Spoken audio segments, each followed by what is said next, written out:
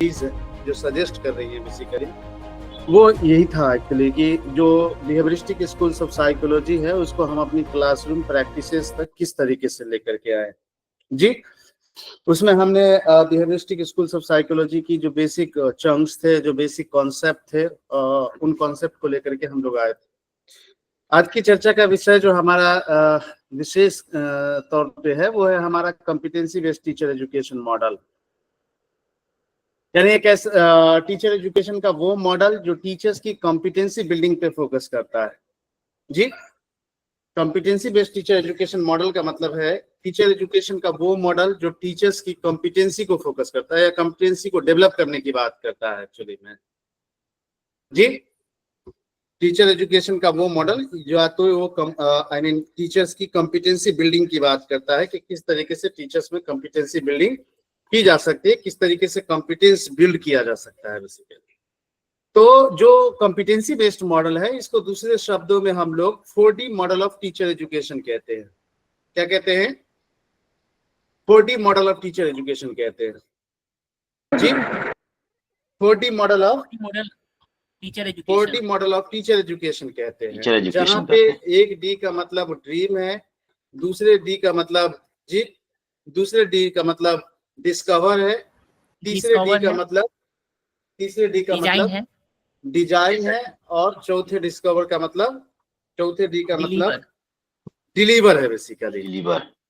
Deliver है यानी competency based teacher education model ये बात कहता है, यानी इसलिए इसको दूसरा रूप 4D model of teacher education कहा गया, क्योंकि ये जो मॉडल है बेसिकली वो टीचर्स को इस लायक बनाता है, इस काबिल बनाता है या इस योग्य बनाता है कि टीचर्स अपना ड्रीम तैयार करे, उसको डिस्कवर करे, उसकी प्लानिंग करे, डिजाइन करे और फिर उसको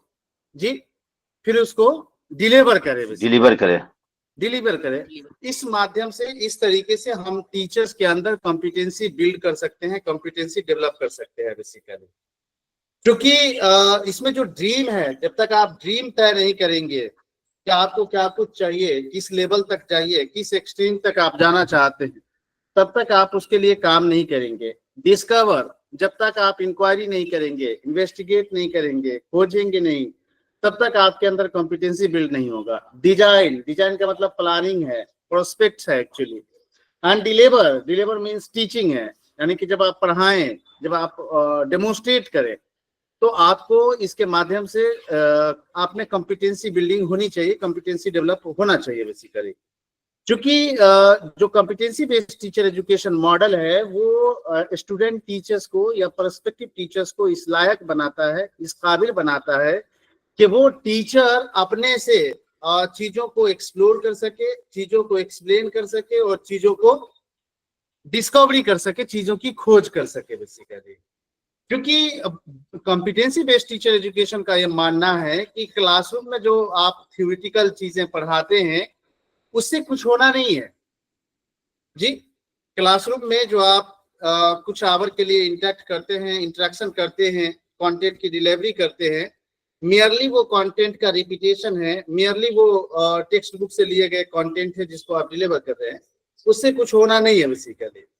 एक्चुअली में जो कॉम्पिटेंसी बिल्ड होगी वो बिल्डिंग कैसे होगी? एक्सप्लोरिंग एंड डिस्कवरिंग से बिल्ड होगी।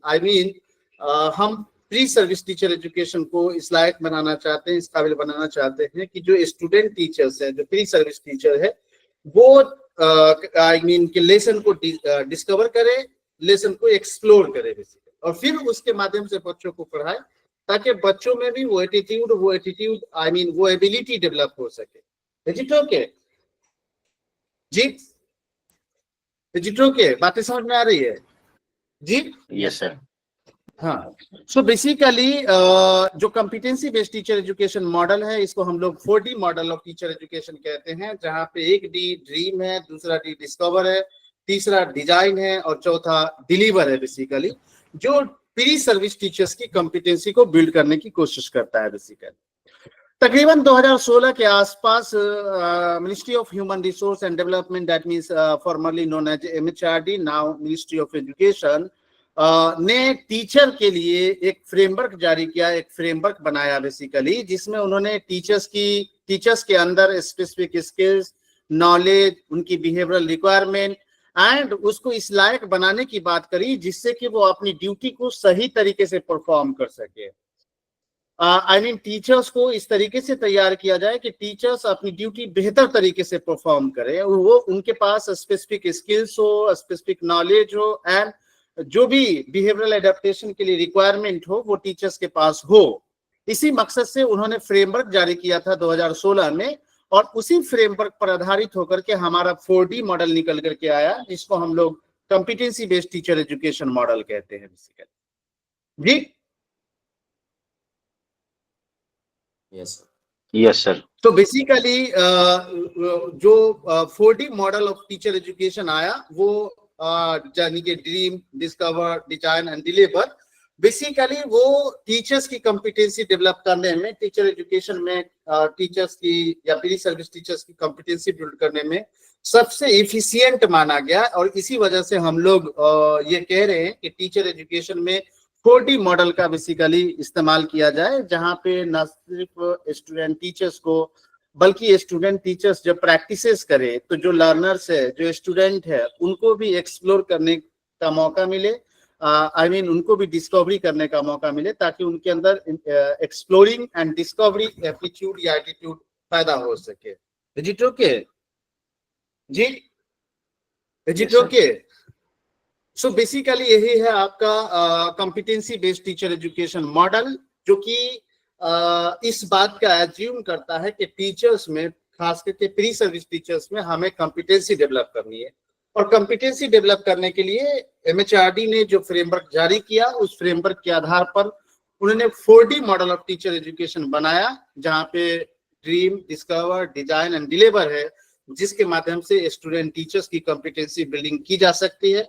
और जब हम स्टूडेंट टीचर्स की कॉम्पिटेंसी बिल्डिंग करेंगे तो स्टूडेंट टीचर्स जब प्रैक्टिसेस करेंगे तो वो बच्चों को ये अपॉर्चुनिटी प्रोवाइड करेंगे कि बच्चा खुद से इंक्वायरी कर सके, एक्सप्लोर कर सके, डिस्कवर कर सके। इज इट ओके जी? तब जाकर के उस बच्चों में भी आई मीन उस बच्चों में भी डिस्कवरी की एटीट्यूड जो है वो पैदा होगी, एक्चुअली में वो एबिलिटी पैदा होगी उसके अंदर।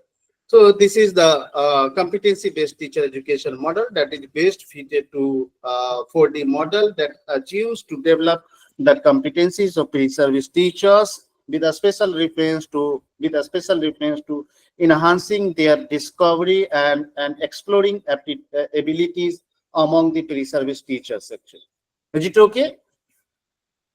Is it okay?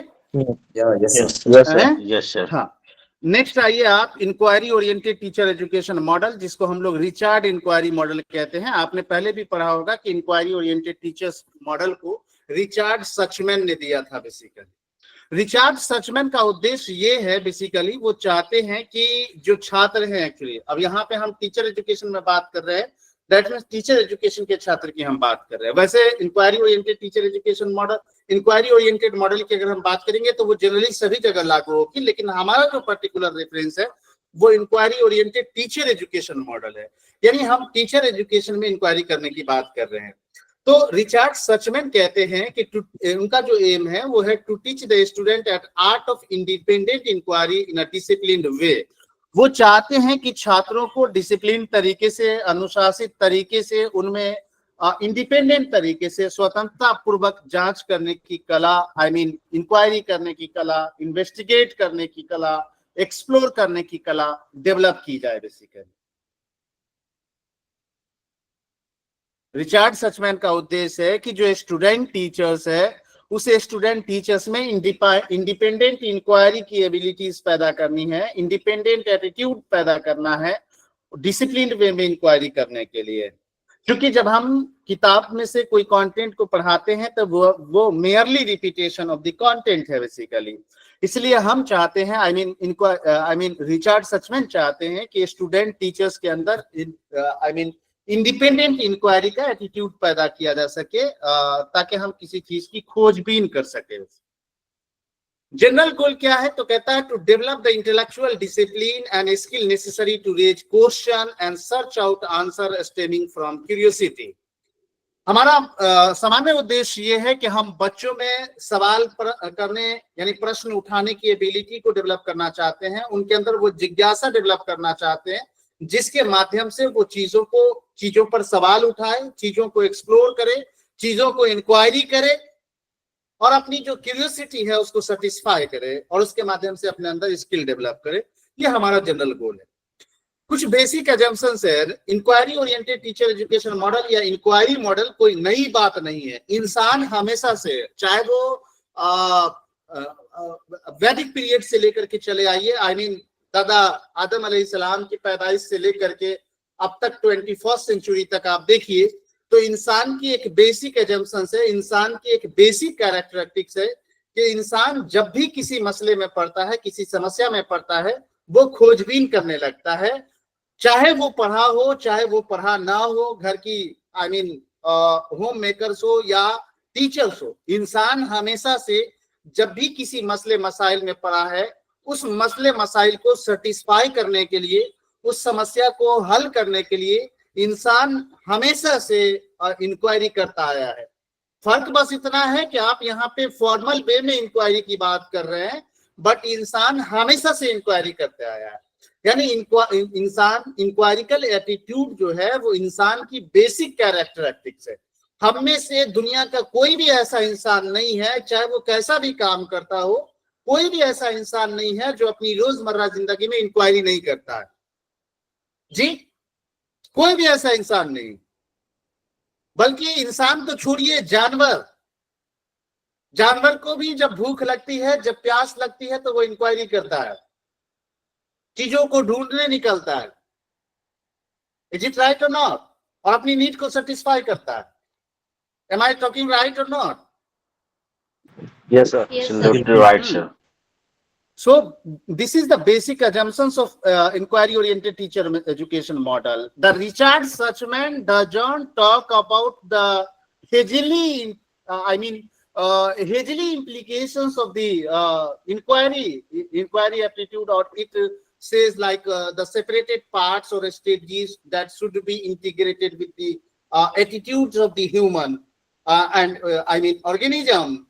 But the Richard Suchman is absolutely talking about the inquiry oriented. That means he is talking about that aptitude that already we have, but we should have to concern, we should have to raise awareness about the inquiry oriented teacher education, because the each and everything that is lying and that is standing in this world is tentative, is totally pure in nature, actually totally tentative in nature.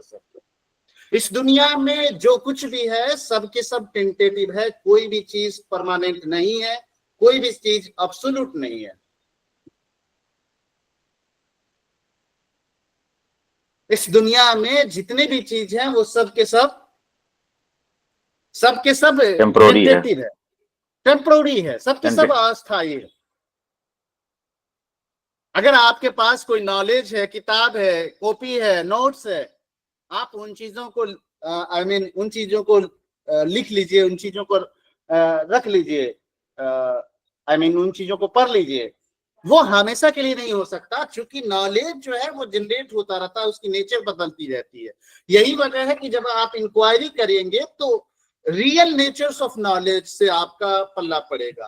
That is why हमें हमेशा से inquiry करना होता है, और मैं inquiry करता हूँ। तो बेसिक अजम्पशंस में रिचर्ड सचमैन कहते हैं कि all knowledge in tentative. One of my teachers, he used to teach botany, and he makes the notes. I think it was the 15 or 20 years old actually, and जब वो पढ़ाते थे और class में आते थे तो आधा मुड़ा और कहीं कहीं से फटा हुआ होता था, तो हम लोग को बड़ी जिज्ञासा जागती थी। फिर एक बार हम लोगों ने अपनी क्यूरियोसिटी को सेटिस्फाई करने के लिए पूछा सर से कि सर ये इतना पुराना हो गया, जहाँ तहाँ टेप लगा के रखे हुए, तो ऐसी क्या बात है इसमें, इसको बदल क्यों नहीं देते, नया क्यों नहीं बना लेते? और फिर चीजें तो रोज बरोज बदल रही है। तो उन्होंने कहा कि पीपल का पत्ता हरा होता है, पीला थोड़ी ना हो जाएगा, लाल थोड़ी ना हो जाएगा। अरे भाई, बदल रहा है तो बदलने तो, लेकिन जो चीज हरा है वो हरा रहेगा, जो पीला है वो पीला रहेगा बेसिकली। उनके कहने का मतलब था कि वो इस बात से सेटिस्फाई नहीं है, वो इस बात से आई मीन एग्री नहीं करते कि नॉलेज जो है वो टेंटेटिव है। देखिए, आपको समझना पड़ेगा कि नॉलेज क्या है और एब्सोल्यूट क्या चीज है। हम जो बात कर रहे थे वो शायद उनका सवाल ये सही था कि पीपल का पत्ता नहीं बदलेगा, पीपल के पत्ते में जो आई मीन रेशाएं पाई जा रही हैं, जो उनकी स्ट्रक्चर है वो नहीं बदलेगा। ये अलग बात है कि आप शब्द टर्मिनोलॉजी चेंज करें, लेकिन कैरेक्टरिस्टिक्स तो वही रहेगी एक्चुअली।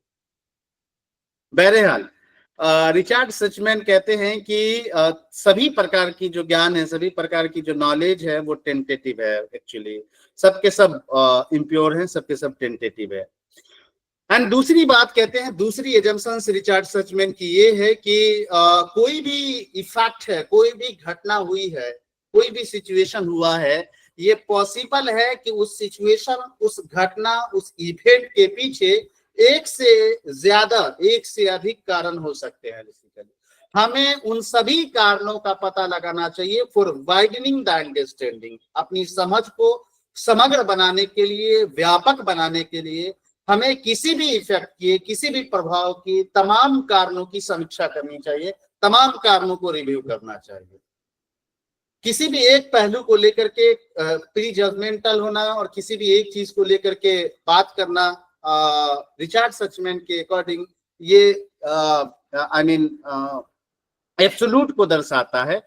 इसीलिए किसी भी इफेक्ट के, किसी भी प्रभाव के कई कारण हो सकते हैं, हमें उन सभी कारणों को पता लगाना चाहिए, हमें उन सभी कारणों को लिस्ट करना चाहिए।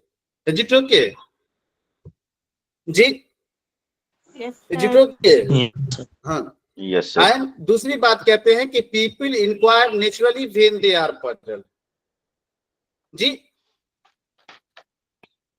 जो बात हमने शुरुआत में कही आपसे कि इंसान बाय बर्थ नेचुरली, प्राकृतिक तौर पे इंक्वायरर है, प्राकृतिक तौर पे इंक्वायरी करता है। वो जब भी इंसान किसी मसले में पड़ता है, किसी समस्या में पड़ता है, इंसान उस समस्या को हल करने के लिए, अपनी नीड को सेटिस्फाई करने के लिए, जी, अपनी नीड को सेटिस्फाई करने के लिए, जी, इंक्वायरी करता है, इंक्वायरी करता है, इन्वेस्टिगेट करता है, एक्सप्लोर करता है चीजों को। And the process of inquiry can be taught to the student. और इंक्वायरी की जो प्रक्रिया है वो बच्चों को सिखाई जा सकती है। आई मीन, हम जो नेचुरली इंक्वायरी करते हैं उसमें हम प्रोसेस नहीं फॉलो करते हैं, प्रोसेस का हमें ज्ञान नहीं होता, लेकिन हम इंक्वायरी तो करते हैं। यहाँ पर रिचर्ड सचमैन कहते हैं कि इंक्वायरी की जो प्रोसेस है वो बच्चों को सिखाया जा सकता है बेसिकली। एंड फाइनल अजम्पशन जो वो पेश करते हैं, जो कि प्रीवियस ईयर में देखने को मिला था, वो ये कि the team approach is better than the individual approach to find solution to a problem.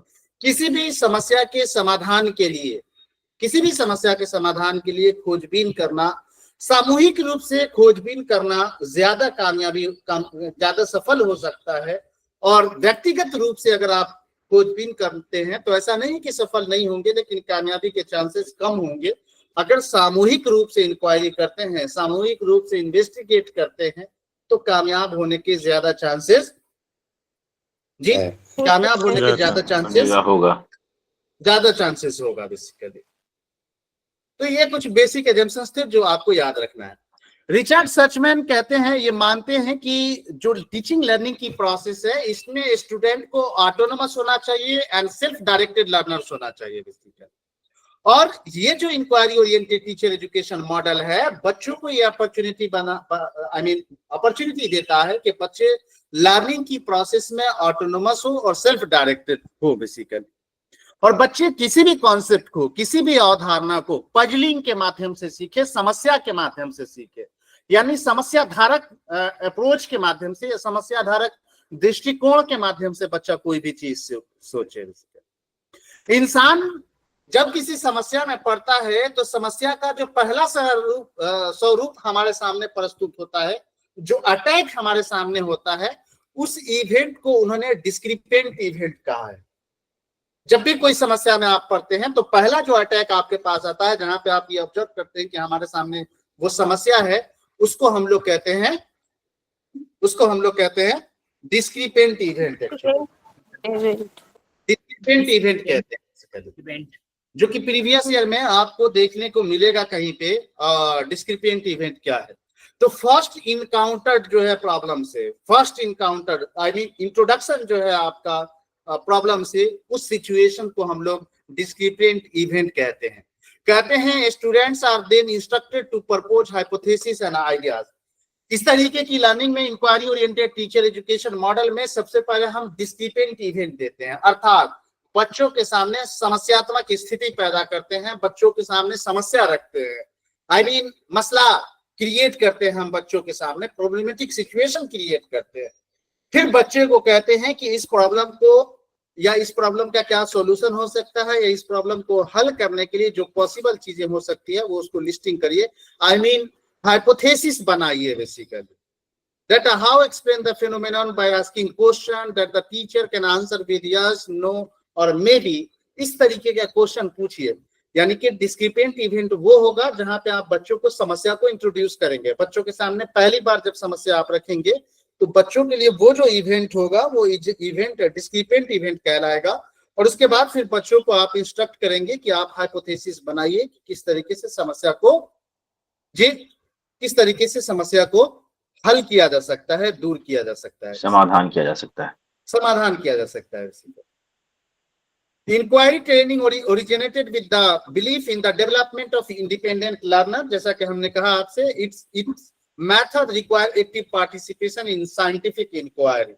Active inquiry oriented teacher education model में हम लर्नर्स को इंडिपेंडेंट बनाते हैं, इंडिपेंडेंट लर्नर बनाते हैं। हमारा एजम्पशन है कि टीचिंग लर्निंग की प्रोसेस में हम उनको इंडिपेंडेंट बनाएं ताकि वो अपनी समस्या का समाधान कर सके। और आप जानते हैं कि इंक्वायरी हर किसी के बस की बात नहीं होगी। इंक्वायरी वही करेगा जो एक्टिव पार्टिसिपेशन निभाएगा जी, जो एक्टिव पार्टिसिपेशन निभाएगा वही इंक्वायरी करेगा। एक्चुअली में जो एक्टिव पार्टिसिपेशन नहीं निभाएगा वो इंक्वायरी नहीं कर सकता है बेसिकली जी, नहीं कर पाएगा, वो इंक्वायरी नहीं कर सकता है। तो इंक्वायरी वही करेगा जो एक्टिव पार्टिसिपेशन निभाएगा। रिचर्ड सर्चमैन का मेन ख्याल ये है कि हम लर्निंग की प्रोसेस में लर्नर्स को इस लायक बनाए कि वो इन्वेस्टिगेट करे, एक्सप्लेन करे अनयूजुअल फिनोमेनन को, क्वेश्चन करे एंड एक्सप्लोर करे सिचुएशंस को बेसिकली। एक ही चीज बार बार दोहराया जाएगा, बाकी तमाम चीजें वही है। हाँ, इंक्वायरी कैसे जनरेट होती है इन चीजों को देखिए। कहते हैं कि Suchman opines that man by nature is an inquiring creature and from birth he engage in a continuous process of inquiry into the characters of his environment and his own relation to the environment। सर्चमैन का belief ये है, सर्चमैन का मानना ये है कि इंसान पैदाइशी तौर पर एक इंक्वायरी क्रिएचर से, आई मीन इंक्वायरर है पैदाइशी तौर पर।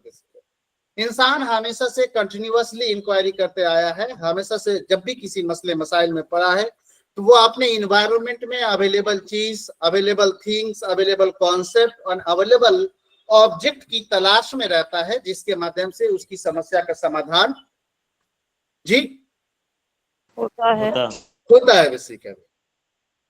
Suchman have given some working definitions of inquiry process. He defines inquiry as a naturally human process। एक प्राकृतिक और पैदाइशी तौर पर किया जाने वाला प्रक्रिया है इंक्वायरी, कोई अलग से हम बात नहीं कर रहे हैं। The pursuit of some kinds of new meaning और experience। इंसान हमेशा से कोई नई अर्थ जनरेट करने के लिए, कोई नई कॉन्सेप्ट जनरेट करने के लिए, कोई समस्या का समाधान करने के लिए, कोई नई एक्सपीरियंस के लिए हमेशा से इंसान इंक्वायरी करते आया है basically. Inquiry free, open and self directed learning. Inquiry oriented teacher education models में लर्नर्स फ्री होता है, लर्नर्स इंडिपेंडेंट होता है, आई मीन ओपन होता है इंक्वायरी करने के लिए, और वो सेल्फ डायरेक्टेड होता है जिसके माध्यम से वो अपने नई मीनिंग को जनरेट कर पाता है, अपनी समस्या को हल कर पाता है।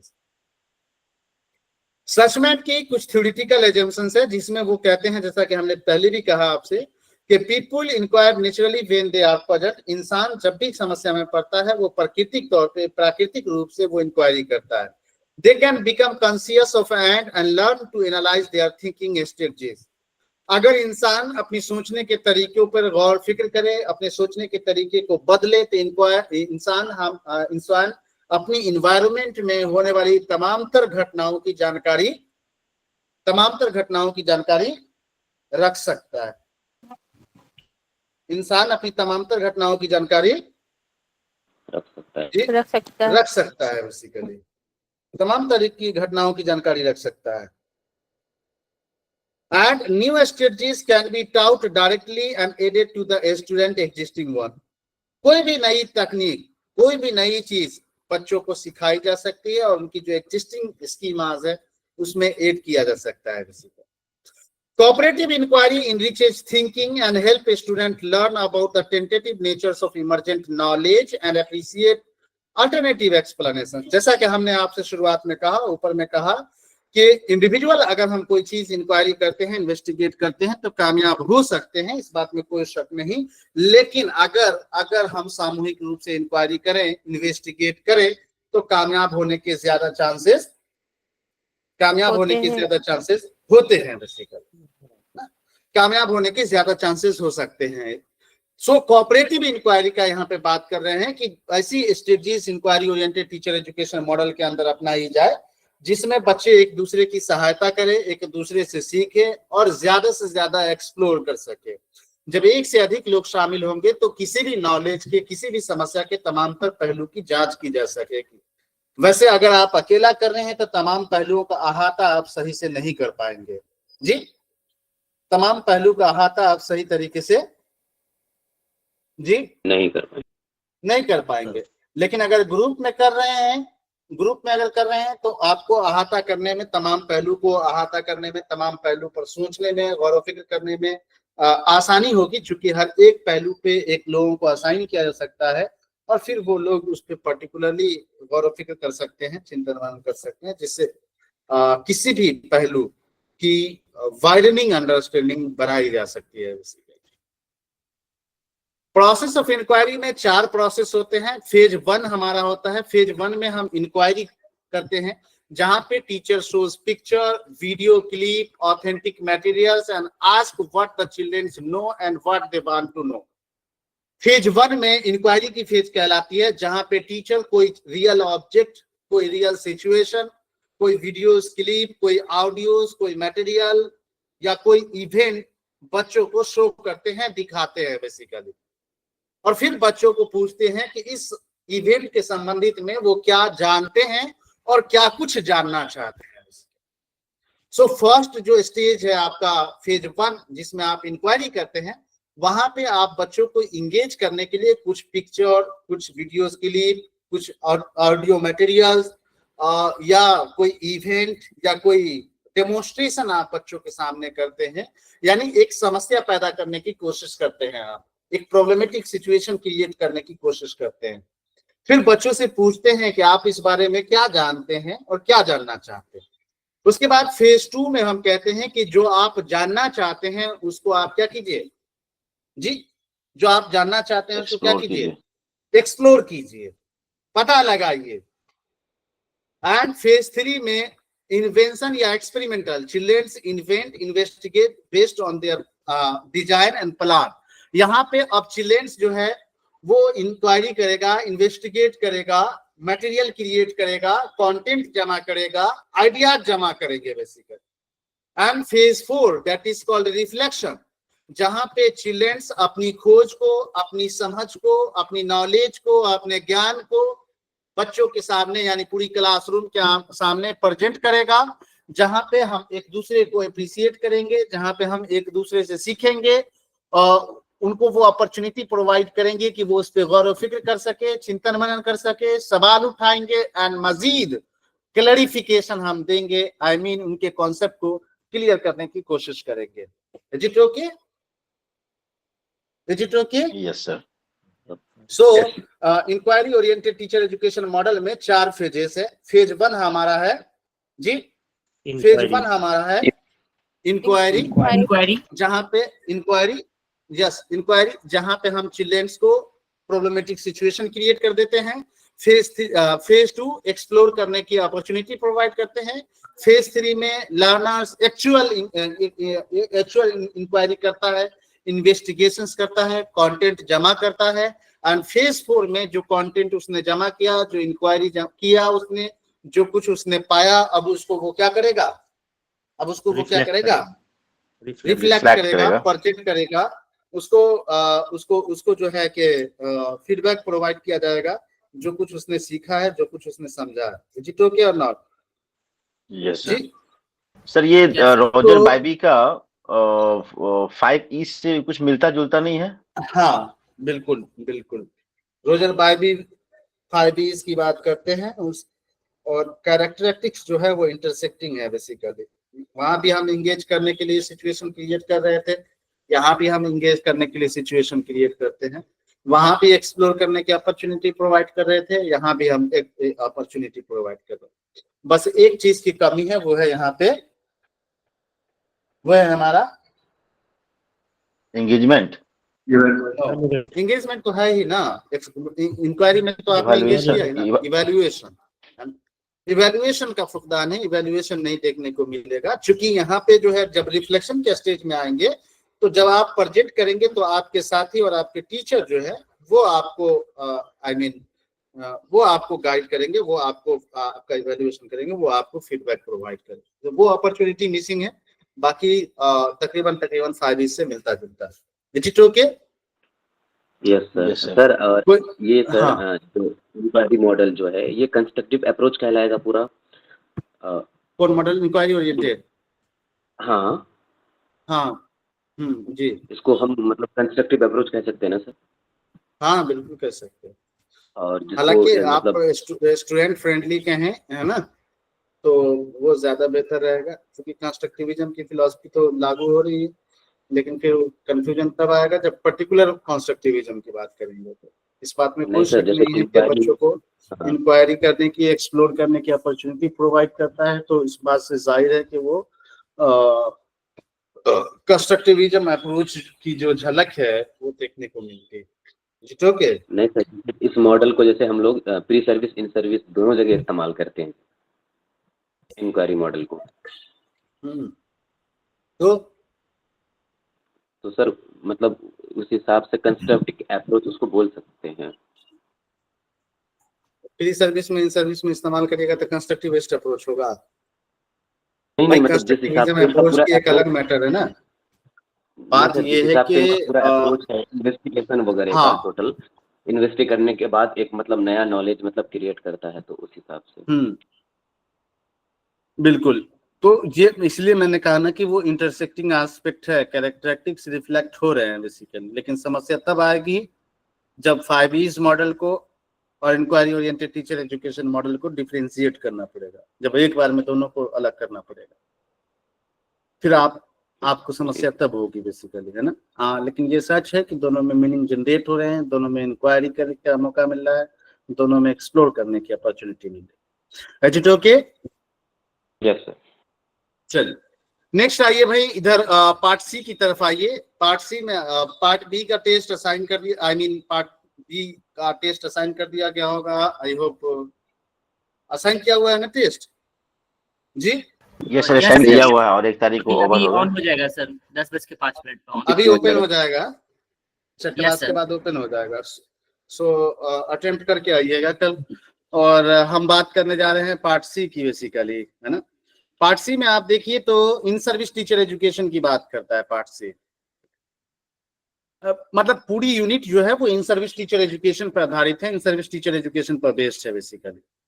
देखिए जो इन सर्विस टीचर एजुकेशन है उसमें बहुत ज्यादा वक्त लगाने की जरूरत नहीं है। आई मीन कि हम में से सब लोग इन सर्विस टीचर एजुकेशन का मतलब समझ रहे हैं बेसिकली। जी, इन सर्विस टीचर एजुकेशन का मतलब समझ रहे हैं ना भाई? Yes sir. बस एक क्लैरिफिकेशन देना चाहते हैं कि इन सर्विस टीचर एजुकेशन का मतलब ये नहीं है कि जब तक आप सर्विस में आएंगे तभी इन सर्विस है। इन सर्विस इस बात को भी रेफर करता है जिस दिन आप सर्टिफाई हो गए, आई मीन सर्टिफिकेट आपको मिल गया टीचर्स का, उस दिन से आप इन सर्विस टीचर हो गए। सो जब हम इन सर्विस टीचर एजुकेशन की बात करते हैं तो हम सर्टिफाइड लर्नर्स की भी बात करते हैं और those who are already doing necessary services, I mean जो पढ़ा रहे हैं वो तो इन सर्विस है ही, जो नहीं भी पढ़ा रहे हैं लेकिन सर्टिफाइड है, आई मीन 2 साल पहले 1 साल पहले आपने बीएड कंप्लीट कर लिया है, तो अब आपको हम क्या कहें, आप प्री सर्विस में तो है नहीं जी, प्रिपरेशन के स्टेज से तो निकल गए हैं आप, तो हम आपको भी इन सर्विस के जुड़े में रखते हैं, इन सर्विस की कैटेगरी में रखते हैं। Is it okay? Yes, sir. Yes sir. आधा से ज्यादा बथा सुनिए नहीं रहा, क्या बोल रहे हैं समझ ही नहीं रहा बात क्या बोल रहे हैं। यस सर, सुन रहे सर। प्री सर्विस का जो कंसेप्ट आता है सर, वो हम ऐसा लगता है कि सर्विस से पहले, इसलिए तो हमने आपको क्लैरिफिकेशन दिया ना, वरना क्लैरिफिकेशन की जरूरत नहीं थी, मैं क्लैरिफाई इसलिए कर रहा हूं। In service doesn't mean refers to those who are delivering the services and who are performing the service. In service उन लोगों को भी हम कहते हैं, उन लोगों को भी शामिल करते हैं जो ऑलरेडी सर्टिफाइड हैं जी, जो ऑलरेडी Yes, sir. सर्टिफाइड है, सर्टिफाइड है, जिनके पास सर्टिफिकेशन है टीचर की, वो भी इन सर्विस टीचर है, वो भी इन सर्विस टीचर है। बहरहाल हम बात कर रहे हैं इन सर्विस टीचर एजुकेशन की, यानी कि किसी भी तरीके की लर्निंग अपॉर्चुनिटी जो प्रैक्टिसिंग टीचर्स या सर्टिफाइड टीचर्स के लिए हम करते हैं, किसी भी तरीके की लर्निंग अपॉर्चुनिटी, किसी भी तरीके की लर्निंग अपॉर्चुनिटी, चाहे वर्कशॉप हो, सेमिनार हो, कॉन्फ्रेंसेज हो, organise I mean refresher courses हो, इंडक्शन ट्रेनिंग हो, नाचने का कोई ट्रेनिंग हो, गाने का ट्रेनिंग हो, कोई ट्रेनिंग हो, कोई भी प्रोग्राम हो, कोई भी अपॉर्चुनिटी हो, जो हम लोग प्रैक्टिसिंग टीचर्स के लिए या सर्टिफाइड टीचर्स के लिए अगर कोई भी प्रोग्राम हम डिजाइन करते हैं, कोई भी प्रोग्राम डिजाइन करते हैं, तो उसको हम लोग इन सर्विस टीचर एजुकेशन कहते हैं। That is why in-service teacher education is broadly defined any learning opportunity for practicing and certified teachers. किसी भी practicing teachers या certified teachers के लिए जो कुछ भी learning का अवसर create करते हैं, अभिगम का अवसर create करते हैं, वो in-service teacher education है basically। जी, the term in-service teacher education designated a teacher that has certification or is already teaching in a class. Those who are not teaching in a classroom but they have certification, they are also considered as in-service teacher. And if they are providing any learning opportunity to the same, this may be refers to as in-service teacher education. Is it okay? Yes, sir. Yes, sir. Yes, sir. So in service teacher education की जो अवधारणा है, शुरुआत है, वो Lord Curzon की 1904 की resolution on educational policy से झलकती है। अगर हिस्टोरिकली हम ट्रेस करें तो जो एक सबूत मिलता है, जो एविडेंस मिलता है, वो लॉर्ड कर्जन की रेजुलेशन ऑन एजुकेशनल पॉलिसी 1904 से मिलती है, जहां पे पहली बार इन सर्विस टीचर एजुकेशन की बात की गई थी, यानी जो लोग टीचिंग कर रहे हैं उनकी एजुकेशन की बात या उनके लर्निंग अपॉर्चुनिटी की बात पहली बार लॉर्ड कर्जन ने अपनी policies, resolution on educational policies इन 1904 में उन्होंने पहली बार बात करी थी। उसके बाद धीरे धीरे बात आगे बढ़ती चली गई। आप वर्ताए स्कीम्स ऑफ एजुकेशन पे आए, जिसको आप लोग शिमला कॉन्फ्रेंस कहते हैं, जिसके अध्यक्ष महात्मा गांधी जी ने डॉक्टर जाकिर हुसैन को बनाया, who was the founders of Jamia Millia Islamia. And आप देखिए कि जाकिर हुसैन साहब उस वक्त 1937 में प्राइमरी टीचर्स जो थे, आई मीन उस वक्त जो भी प्रैक्टिसिंग प्राइमरी टीचर्स थे, उनके भी उन्होंने इन सर्विस टीचर एजुकेशन की बात जाकिर हुसैन साहब ने भी एज जिस तरीके से उन्होंने कंसर्न लिया प्राइमरी स्टूडेंट के लिए, उसी तरीके का कंसर्न उन्होंने टीचर्स के लिए भी रखी बेसिकली, कि उनका भी टीचिंग आई मीन उनका भी इन सर्विस टीचर एजुकेशन होना चाहिए बेसिकली। उसके बाद आप पॉलिसीज की बात करें तो पॉलिसीज की बात में आप फिर आइए सर्जेंट रिपोर्ट को लाइए, 1944 को लाइए, जिसमें AICTE और UGC के एस्टेब्लिशमेंट की बात की गई थी। उसमें उसको देखिए आप 1944 को देखिए, यूजीसी के एस्टेब्लिशमेंट के साथ सर्जेंट रिपोर्ट का क्या रिकमेंडेशन था। उसमें भी उन्होंने कहा था कि यूजीसी का मकसद न सिर्फ यूनिवर्सिटी एजुकेशन के स्टैंडर्ड्स को मेंटेन करना है, बल्कि हायर एजुकेशन के जो टीचर्स होंगे उनकी ट्रेनिंग कराना, उनकी इन सर्विस टीचर एजुकेशन की जिम्मेदारी यूजीसी की होगी। That is why UGC framing the policies and regulation time to time in the context of in the developing and contemporary trends of methodology of teaching or assessment actually and research of course। 1944 में ये बात हुई। फिर आप 1948 में आइए, university education commission बनी, उन्होंने भी अपनी ख्वाहिश जाहिर करी और उन्होंने भी रिकमेंडेशन दिया कि जो यूनिवर्सिटी एजुकेशन के टीचर्स हैं, जो हायर एजुकेशन के टीचर्स हैं, उनको साल में एटलीस्ट उनको 10 दिनों का लर्निंग अपॉर्चुनिटी मिलना चाहिए, जिसके माध्यम से वो अपने आप को फ्रेश महसूस कर सके, उनकी स्किल को शार्पनेस किया जा सके और उनको अपडेट किया जा सके।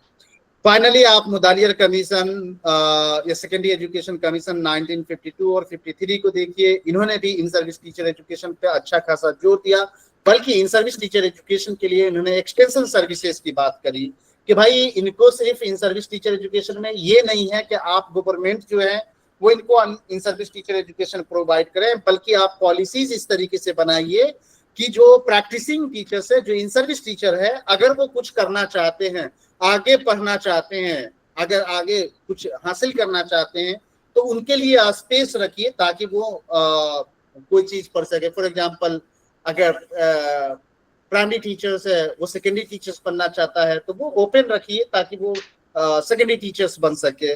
उसी तरीके से कोई एंटिटी है, प्राइमरी टीचर्स बनना चाहता है, तो वो ऑप्शन अवेलेबल होना चाहिए। उसी तरीके से कोई सेकेंडरी स्कूल का टीचर्स है, वो हायर एजुकेशन में आना चाहता है, तो उसके लिए ऑप्शन अवेलेबल रखना चाहिए बेसिकली। तो ये एक्सटेंशन सर्विसेज की बात 1952 और 53 में मुदालियर कमीशन ने रखी बेसिकली कि इन सर्विस टीचर एजुकेशन की जो उस पर फोकस किया जाए बेसिकली। उसके बाद 1964 में स्टेट इंस्टीट्यूट ऑफ एजुकेशन का क्याम हुआ, जो कि अभी एससीईआरटी में मर्ज हो गया। पहले स्टेट में स्टेट इंस्टीट्यूट ऑफ एजुकेशन हुआ करता था, जो कि प्राइमरी स्कूल के जो टीचर्स होते थे उनको स्टेट लेवल पे वो उनको इन सर्विस टीचर एजुकेशन प्रोवाइड करते थे बेसिकली। उसके बाद अभी जैसा कि हमने कहा कि एसआई जो है बाद में एससीईआरटी में मर्ज कर दिया गया, और फिर एससीईआरटी आप देख रहे हैं कि स्टेट लेवल पे एससीईआरटी पर्टिकुलरली स्कूल एजुकेशन को लेकर के उनके जो टीचर्स है उनके इन सर्विस ट्रेनिंग की बात पर्टिकुलरली एससीईआरटी करती है। डाइट आप देखिए, डिस्ट्रिक्ट लेवल पे डाइट जो है वो प्री सर्विस और इन सर्विस दोनों तरीके की टीचिंग ट्रेनिंग की व्यवस्था करता है। डाइट क्या एस्टेब्लिशमेंट ही इस मकसद से किया गया है कि वो प्री सर्विस और इन सर्विस दोनों तरीके की ट्रेनिंग प्रोवाइड करें बेसिकली। नहीं, सो बेसिकली इन सर्विस टीचर एजुकेशन का मतलब है कि सर्विसेज में आने के बाद या सर्टिफाई होने के बाद अगर किसी भी तरीके की कोई कोर्स कराते हैं, किसी भी तरीके का कोई ट्रेनिंग प्रोग्राम कराते हैं, किसी भी तरीके का कोई ऑर्गेनाइजेशंस बनाते हैं जिसके माध्यम से हम उसके नॉलेज को, स्किल को अपडेट करें, उनमें कॉम्पिटेंसीज डेवलप करें, तो इस तरीके की जितनी भी लर्निंग अपॉर्चुनिटी होगी, चाहे वो ग्रुप डिस्कशंस का हो, लेसन डेमोन्स्ट्रेशन का हो, रिफ्रेशर प्रोग्राम हो, एनुअल प्रोग्राम हो, इंडक्शन प्रोग्राम हो, रिफ्रेशर ट्रेनिंग हो, आरपीट हो, वो तमाम के तमाम इन सर्विस टीचर एजुकेशन को रेफर करते हैं basically. So it encompasses all forms of education and training given to a teacher who is already on the job of teaching and learning basically। सो किसी भी तरीके का लर्निंग प्रोग्राम, किसी भी तरीके की शिक्षा का प्रोग्राम जिसमें इन सर्विस या सर्टिफाइड टीचर्स को शामिल करते हैं, उनको एजुकेट करते हैं, उनको ट्रेन करते हैं, तो वो एक्चुअली में क्या कहलाएगा जी? वो एक्चुअली में क्या कहलाएगा आपका? इन सर्विस ट्रेनिंग कहलाएगा बेसिकली। इन सर्विस ट्रेनिंग पर कहलाएगा। नीड क्यों है इन सर्विस टीचर एजुकेशन की? ये बात आप सब जानते हैं, एमएड लेवल पे है, कई रिसर्च स्कॉलर है, इसमें बताने की जरूरत नहीं है। बस मैं जो हाईलाइटेड पॉइंट्स है उस पर मैं बात कर दूं। देखिए, इन सर्विस टीचर एजुकेशन की जरूरत क्यों है, वो रविंद्रनाथ टैगोर की ये जो स्टेटमेंट है, जो प्रीवियस ईयर में कई बार आपको देखने को मिलेगा, उस बात से उसका अंदाजा लगाया जा सकता है। बाकी जितनी बात करेंगे आप वो सब के सब ठीक ही पड़ जाएगी रविंद्रनाथ टैगोर के इस स्टेटमेंट के आगे। कहते हैं a teacher can never truly teach unless he is still learning himself. वो टीचर कभी भी नहीं पढ़ा सकता जो टीचर्स खुद अब तक न सीख रहा हो। अ lamp can never light another lamp. एक दिया दूसरे दिए को तब तक नहीं जला सकता unless it continues to burn its own flame. जब तक एक दिया खुद नहीं जलेगा तब तक दूसरे दिया को नहीं जला सकता। फॉर एग्जाम्पल, मोमबत्ती आप जलाते हैं, आप मोमबत्ती जलाते हैं, मोमबत्ती जलाते हैं, एक जल रहा होता है, फिर उससे बाकी मोमबत्ती को जलाया जा सकता है। जी yes sir. So basically teacher ऐसा ही है, जब तक टीचर्स खुद नहीं जलेगा, टीचर्स खुद लाइट नहीं करेगा, तब तक वो टीचर बच्चों को लाइट नहीं कर सकता है।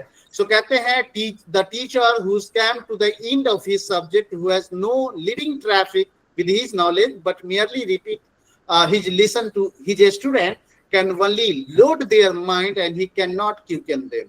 कहते हैं कि वो टीचर जिनको लगता है कि वो अपने सब्जेक्ट के पंडित हो गए, वो अपने सब्जेक्ट के ज्ञानी हो गए, जो पढ़ते नहीं हैं, जो पढ़ करके जाते नहीं हैं, वो बस एक ही चीज को बार बार दोहरा रहे हैं, वो सिर्फ बच्चों के दिमाग का प्रेशर बढ़ा रहे हैं, प्रेशर कुकर की तरह बच्चों के दिमाग को बना रहे हैं बेसिकली। लेकिन वास्तविक में शिक्षण का जो उद्देश्य है, जो शिक्षण का पर्पस है, वो पूरा नहीं हो पा रहा है या हम पूरा नहीं कर पा रहे। सो एक चिराग दूसरे चिराग को हरगिज रोशन नहीं कर सकता जब तक कि उसका मशगला खुद रोशन ना हो। आई मीन जब तक आप खुद नहीं जलेंगे, जब तक आप खुद नहीं सीखेंगे, तब तक आप नहीं सिखाएंगे। और याद रखिए कि इन चीजों से आपको फर्क पड़ना चाहिए। अगर नहीं पड़ता है तो सोच लीजिए कि इस दुनिया के सबसे बेईमान कौम आप हो सकते हैं, सबसे गद्दार कौम आप हो सकते हैं। क्योंकि हम में से जाहिल इंसान जिस चीज की रोटी खाता है उसके लिए मेहनत करता है। सो हमसे लाख गुना बेहतर इस देश का एक एक रिक्शा चालक है, एक एक ठेला चालक है। हम पढ़े लिखे से ज्यादा बेईमान इस दुनिया में कोई नहीं हो सकता है। सो अगर पढ़ करके जा रहे हैं, उसके रोटी का हक अदा हो रहा है, that means well and good. Otherwise नहीं जा रहे हैं, आप बस बच्चों को प्रेशर कुकर की तरह दिमाग उसका भर रहे हैं, प्रेशर बढ़ा रहे हैं, दैट मीन्स आप गद्दारी कर रहे हैं, आप बेईमानी कर रहे हैं। चाहे 5 वक्त सजदा में गिरिए, माथे पे ले आइए, आप निशान ले आइए, मुअज्जिन बन जाइए, लेकिन उन चीजों से कोई फर्क नहीं पड़ेगा। क्योंकि जो रोल अदा नहीं करेगा, अभी आप लोगों को लिंक शेयर किया गया था ना उस बुक का, पेज नंबर 13 पलटिए उस बुक को। पेज नंबर 13 में अब्दुल वदूद साहब ने हुजूर पाक सल्लल्लाहु अलैहि वसल्लम को कोट किया। हुजूर पाक सल्लल्लाहु अलैहि वसल्लम क्या कहते हैं, एक मौलिम की सिफत क्या होनी चाहिए, एक उस्ताद की सिफत क्या होनी चाहिए, इसको देखिए, पढ़िए उसको, एक सिफत क्या होनी चाहिए। सो बेसिकली रविन्द्रनाथ टैगोर की इस स्टेटमेंट को याद रखिए, बहुत इंपॉर्टेंट है। दूसरा, कोठारी कमीशन को आप अगर देखें तो कोठारी कमीशन का जो स्टेटमेंट था वो था, the need for in service teacher education is most urgent in the teaching profession because of the rapid advance in the all field of knowledge and continuing evolution of pedagogical theories and practices। Kothari commission ने कहते हैं कि I mean in service teacher education की teaching profession में बहुत जरूरत है, बहुत आवश्यकता है, क्योंकि हर दिन नई नई चीजें आ रही है, हर दिन नए नए कॉन्सेप्ट आ रहे हैं, हर दिन नई नई पेडागोजिकल थ्योरीज इवॉल्व हो रही है एंड प्रैक्टिसेस हो रही है basically. So we should have to I mean aware from all these things actually, is it right or not? और वो होगा आपको कैसे, आपको इन सर्विस टीचर एजुकेशन के माध्यम से होगा। लेकिन याद रखें कि इन सर्विस टीचर एजुकेशन का मतलब ये नहीं है कि आप गवर्नमेंट के भरोसे बैठे रहें। क्या पता गवर्नमेंट आपके भरोसे बैठा हो, जी क्या पता भाई गवर्नमेंट आपके भरोसे बैठा हो, तो आप गवर्नमेंट के भरोसे नहीं पड़े। क्योंकि जब आप modes of in service teacher education देखेंगे ना, तो आपको लगेगा कि आप तो बेकार मतलब में ही गवर्नमेंट को थोप रहे हैं। मतलब आप अपनी गलती देख ही नहीं रहे हैं, आप अपने लेवल पे इतने काहिल हैं हम कि हम अपने लेवल पे मेहनत ही नहीं करना चाहते, सिर्फ गवर्नमेंट को थोप रहे हैं, सिर्फ गवर्नमेंट को बदनाम कर रहे हैं। क्या वो कम है कि उन्होंने रोटी दिया आपको, उन्होंने अपॉइंट किया, क्या वो कम है? नहीं। अब मोड्स बहुत सारे हैं, वो आप पे डिपेंड करता है कि आप कैसे करते हैं, खुद की इन सर्विस ट्रेनिंग कैसे करते हैं। आप बहुत सारी अपॉर्चुनिटीज अवेलेबल हैं जिस पे कल बात होगी। इसके अलावा जेई ग्रीन साहब ने एक किताब लिखी स्कूल पर्सनल एंड एडमिनिस्ट्रेशन। इस स्कूल पर्सनल एंड एडमिनिस्ट्रेशन में बेसिकली जेई ग्रीन साहब ने इन सर्विस टीचर एजुकेशन की जरूरत और अहमियत पर उन्होंने रोशनी डाला और उन्होंने एक कंक्लूसिव स्टेटमेंट पेश किया। वो कहा कि many new techniques and tactics of instruments have been developed changing social environment norms, values, etc. also force the teachers to adopt new methods and techniques of teaching and evaluation. Education of the educator, it continues throughout his professional careers in a planned manner.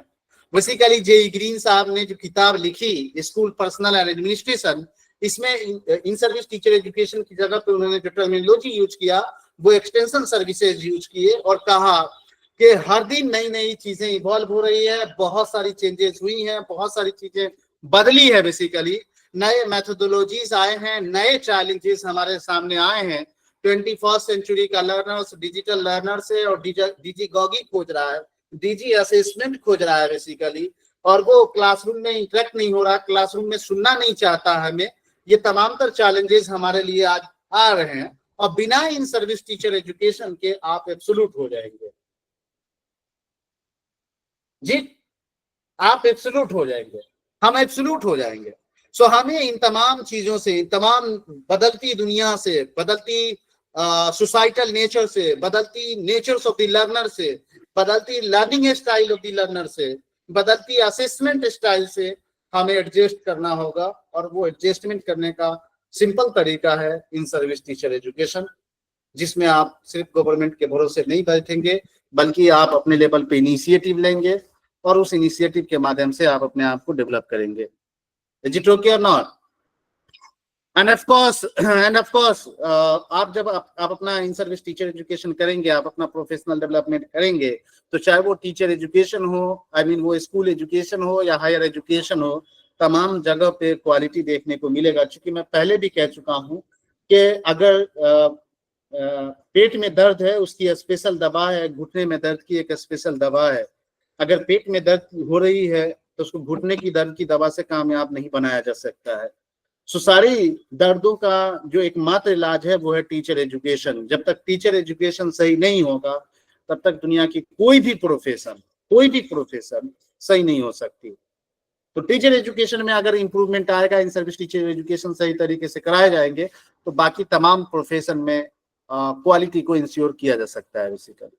क्योंकि pre service teacher education itself sufficient नहीं है। Pre service teacher education में जो आपने पढ़ा वो theoretical पहलू थे, वो एक जनरल इंसाइट दिया आपको, जहां पे आपको प्रैक्टिकल ट्रेनिंग की उतनी अपॉर्चुनिटी नहीं मिली। एक तो ये बात है। दूसरी बात ये है कि इंसान की एक बेसिक नेचर से फॉरगेटनेस की, भूल जाने की, इंसान चीजों को जल्दी भूल जाता है।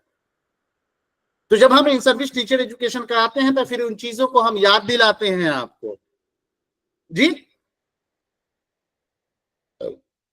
Yes sir.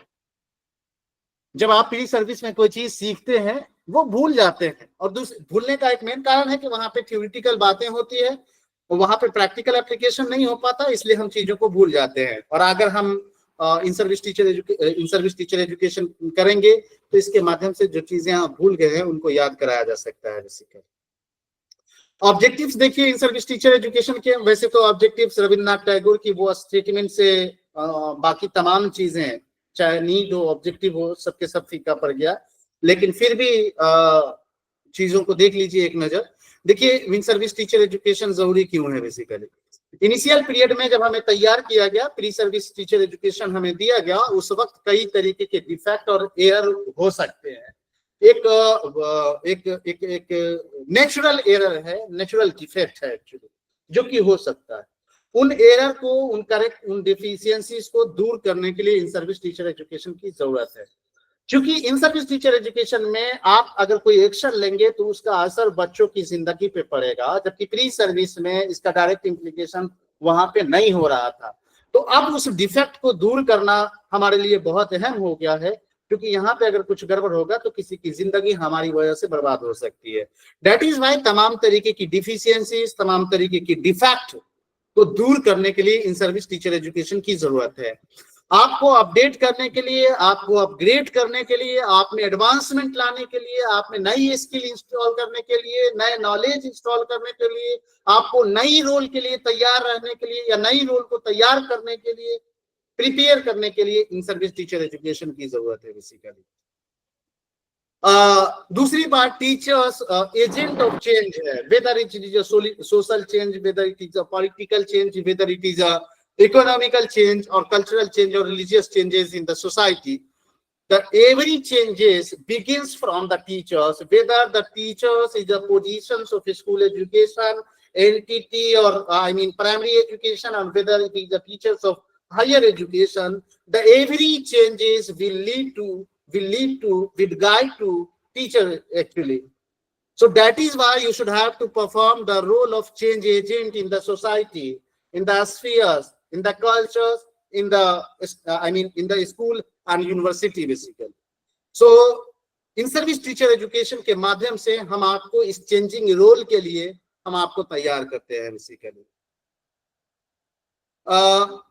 फिर वही है, provide education for rapid and self consciousness adaptation to the changing world, prepare teacher for self education and as a learner. हाँ, इन सर्विस टीचर एजुकेशन का एक मेन मकसद ये भी है कि हम आपको बार बार ये याद दिलाते रहते हैं कि आप लाइफ लॉन्ग लर्नर्स हैं बेसिकली, क्योंकि सीपीडी के साथ अब जो टाइटल यूज किए जा रहे हैं वो continuous professional development and life long learners use किए जा रहे हैं basically.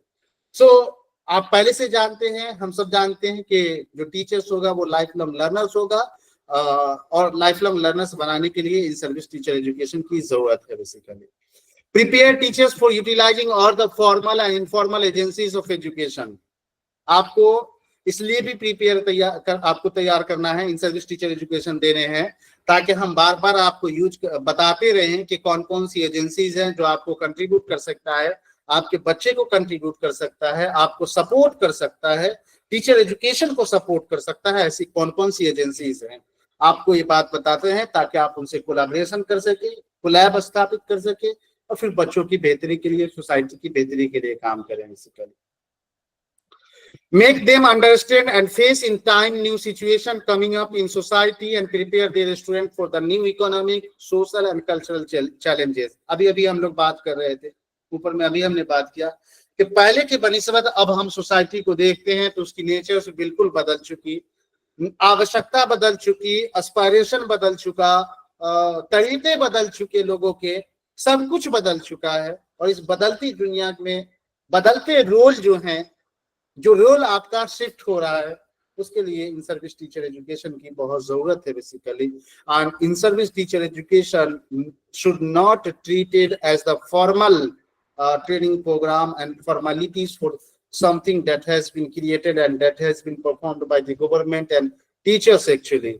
The in-service teacher education should integrate as the daily life practices, as the real activities, as the necessary components of teacher education. Those teachers who are not going under, those teachers who are not undergone the in-service teacher education, that should be punished.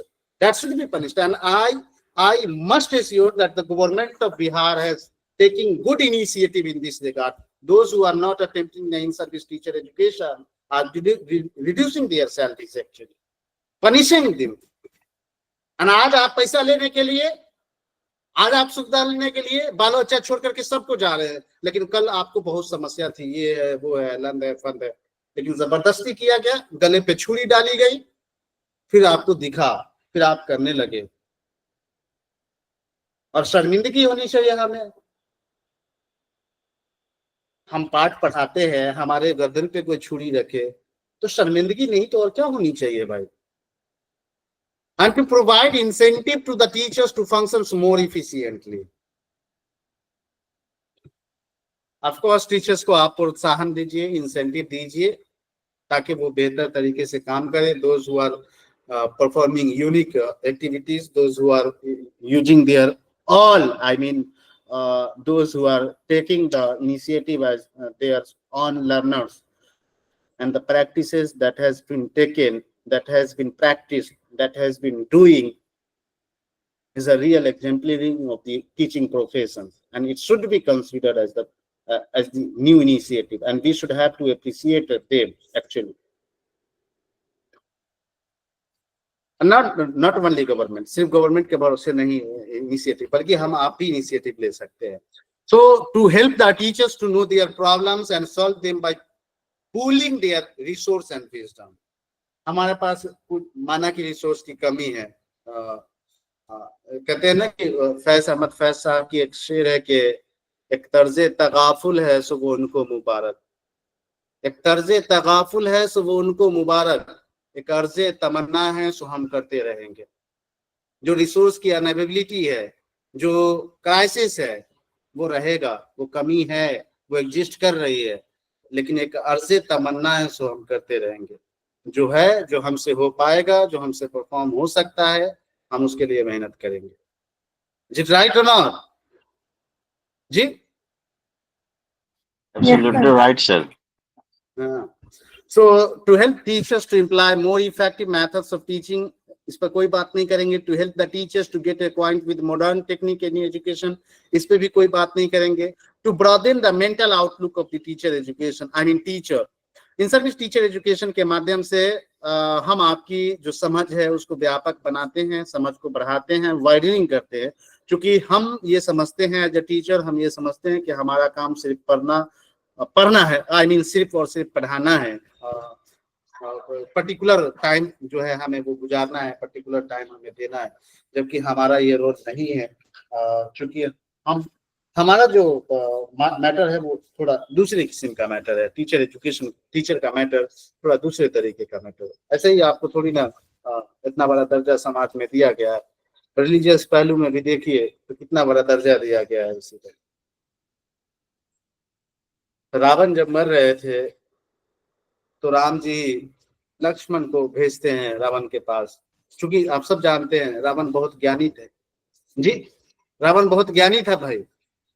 जब मरने लगा, हाँ जब मरने लगा तो राम जी जो है अपने भाई लक्ष्मण को कहा कि जाओ और जो रावण है उनसे ज्ञान ले लो. लक्ष्मण बहुत विद्युत हुए, आई मीन बहुत कॉन्फ्लिक्ट के शिकार हुए. उन्होंने कहा कि भैया ये कैसे हो सकता है, लेकिन भाई के सुखी स्नेह थे, प्रेम थे. लक्ष्मण चले गए और जाकर के रावण से कहा कि भैया ने मुझे भेजा है, मुझे ज्ञान दे दो. रावण ने वापस भेज दिया. रावण राम के पास आए, लक्ष्मण ने पूछा गया क्या हुआ भाई, कहा कि उन्होंने कहा कि नहीं दे सकते. फिर राम ने पूछा कैसे कहा तुमने, बताया उसने कहानी. उसने कहा कि जाओ और कहो कि तुम गुरु, और एज ए गुरु मान करके हम आपसे शिक्षा ग्रहण करना चाहते हैं, शिक्षा हासिल करना चाहते हैं. क्योंकि दुनिया में ईश्वर के बाद मतलब मैंने आपको स्थान दिए, जगह दी. तो हर धर्म में आप देखिए जो रोल है आपके, उसका कोई जोर नहीं है, उसका कोई तोड़ नहीं है. आप बेजोर है, आप अनमोल है, उसका कोई आई मीन पेयर नहीं हो सकता. आप पेयरलेस हैं एक्चुअली. सो आपको वो चीज समझना पड़ेगा कि हम आप पेयरलेस क्यों हैं, हमारी रोल क्या है, हमारा परफॉर्मेंस क्या है, हमारी जिम्मेदारी क्या है. इसी का to upgrade the student knowledge and understanding of the content, ये भी बात हो चुकी है ऑलरेडी. सो ये इन सर्विस टीचर एजुकेशन की कॉन्सेप्ट और उसकी नीड की हमने बात करी. कल हम बात करेंगे organisation and modes of in service teacher education पे. आज पे हम इतना ही रहने देते हैं. कोई सवाल है तो पूछिए, नहीं तो हम लेंगे आपसे